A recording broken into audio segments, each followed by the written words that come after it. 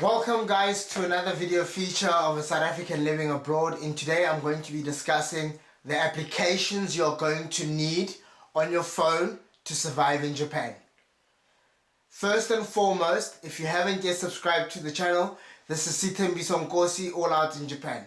Now let's get right to it. App number one is you're going to need Line. Line is like the WhatsApp of Japan. It is used to communicate to people either in the workplace, socially, and a lot of people have Line in Japan. So it's like WhatsApp, but it's specifically focused on Japan.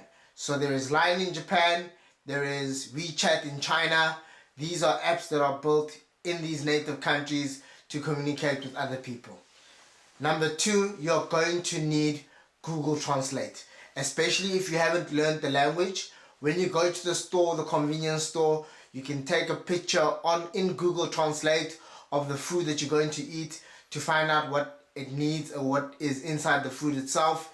You're also going to need Google Translate to speak to the cashiers if you've got any allergies or to inquire about anything. If you're lost, you're going to need Google Translate. So please invest in getting Google Translate. Number three, Google Maps. In Japan, everything is on time. Everything works like clockwork. So if the train is going to leave at 3 o'clock, you can check on Google Maps what time the next available train is, and it will lead to that time. Also with Google Maps, in Japan, the street addresses are not really that clear. It's usually the name of the building where you're going to, or the GPS coordinates, and then you put the GPS coordinates in Google Maps and it will find where you're going.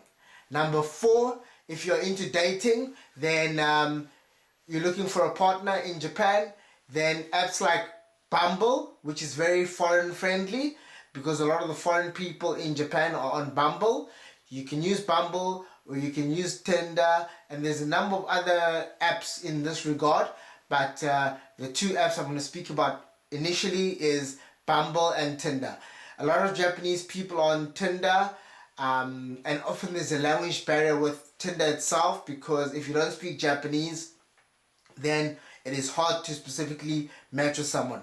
Whereas with Bumble, there is a higher probability that the person you're speaking to speaks English.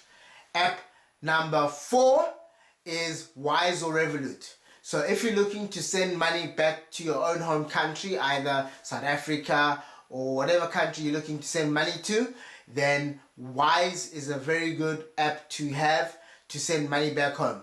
The transfers on Wise are really cheap, and it allows you to save 8 times less than what a bank transfer would cost you to send money to go home. So I would suggest using Wise. The application process is a bit tedious at the beginning, but once you get over the application process, you send money home. It will either take 24 or 48 hours to arrive at its destination. That is Wise.